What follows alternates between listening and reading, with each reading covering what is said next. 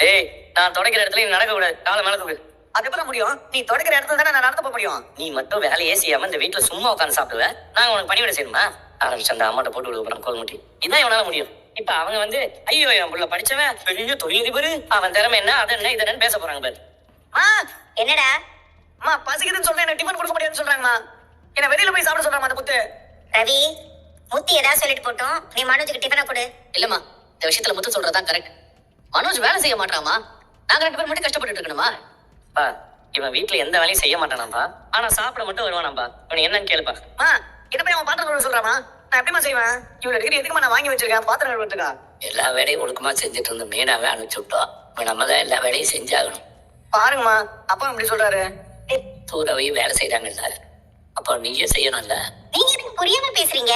ரவிக்கு சமைக்க தெரியும், அவன் படிச்சதே அந்த படிப்பு தான், அதனால அவன் சமைக்கிறான். முத்து படிக்காதவன், அவன் எல்லா வேலையும் செஞ்சு பழகினவன், அதனால இதெல்லாம் செய்யறான். ஆனா மனோஜ் பெரிய படிப்பெல்லாம் படிச்சிருக்கான்ல, அவன் பெரிய தொழிலதிபருங்க. அவனோட திறமை என்ன, அவனோட அறிவு என்ன, அவன் எதுக்குங்க இந்த வேலையெல்லாம் செய்யணும்? அவன் எப்படிங்க இந்த வேலையெல்லாம் செய்வான்?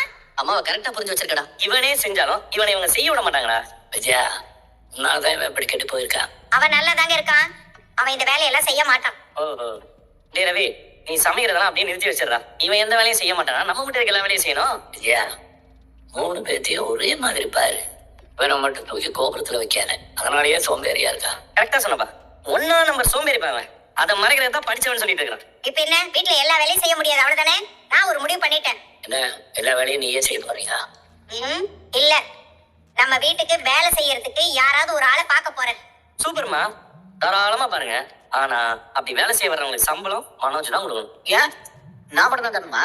நான் மட்டும் இந்த வீட்டுல இருக்கேன், நீங்க தானே கொடுக்கணும்.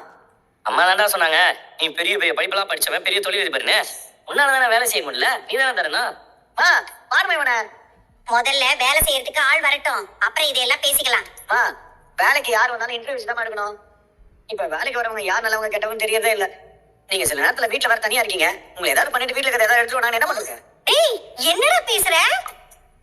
என்ன இந்த மாதிரி சாதாரண வேலை செய்யறவங்கன்னா உடனே உனக்கு தப்பா தான் தெரியுவாங்களாடா? ஏன் செய்ய மாட்டாங்க? தப்பு பண்றதுக்கு ஏழை பணக்காரன் வித்தியாசம் இருக்கா என்ன?